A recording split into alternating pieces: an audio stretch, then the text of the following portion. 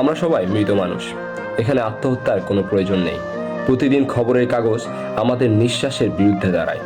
সমালোচনা আর নেতিবাচক কথায় যেন তার পুরো দেহ বেষ্টিত। খবরের প্রথম পাতায় থাকে মৃতের শরীর ঝোলানো, বর্ষার আঘাতে টকবক করে গড়িয়ে পড়ে রক্ত। সেই রক্তের স্রোতে খবরের কাগজ ভিজিয়ে যায় প্রতিনিয়ত। আমরা সে খবর পড়ি চোখ বন্ধ করে, যেন খবরের পাতা থেকে উঠে আসা ক্ষেপণাস্ত্র আমাদের আহত করতে না পারে। কারণ আমরা ব্যথাকে প্রচণ্ড ভয় পাই। তবে আমাদের বন্ধ চোখে মৃতের শরীর দেখে বলি, অল্পতেই বেঁচে গিয়েছে সে। আর একটু ভুলেই বলি, যদি সে মারা যেত। তাই তো কি এই ব্যভিচারের যুগে ধর্ষণের খবর মুক্তি পেত? নিছক অনিচ্ছা সত্ত্বেও যে খবর পড়তে হয়।